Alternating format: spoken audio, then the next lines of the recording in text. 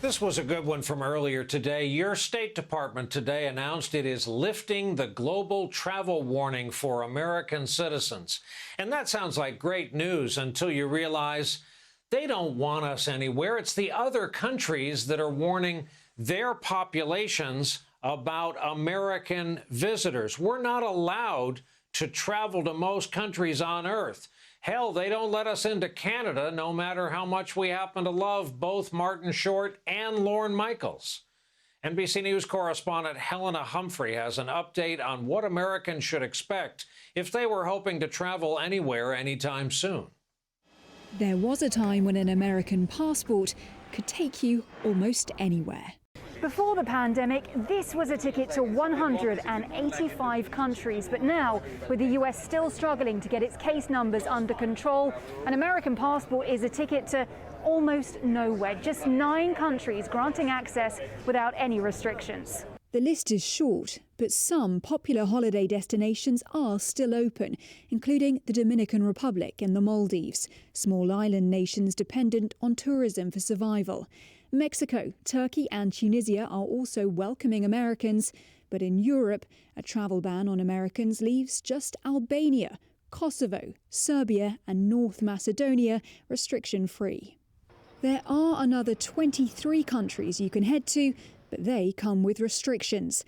Ireland allowing Americans in provided they quarantine for 14 days upon arrival, a rule many US travellers aren't following.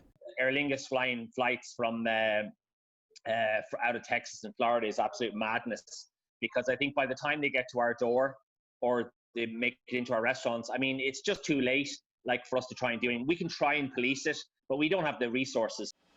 Iceland was also expected to reopen to US travellers starting in July, but with spiking case numbers in America, that's been put on ice, and with it, many Americans' bucket list vacations. My boyfriend and I had booked a trip to Iceland the first week of October, and we really had hoped to be able to see, as much as we could, from going to the Blue Lagoon to glaciers to, Elephant Rock. Unfortunately, as things started to progress and things started shutting down in March, we realized that this may not happen.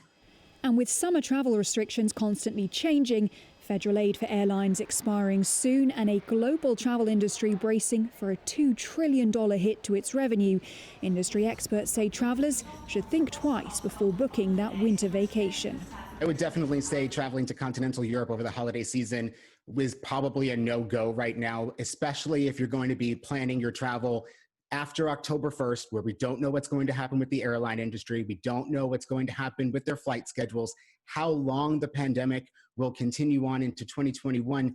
Disappointing news for travellers and a global travel industry desperate to get back up in the air. Helena Humphrey, NBC News, London. So this holiday season, maybe go for a drive and don't get out of the car. Coming up for us, it was something the president said today about Biden that got us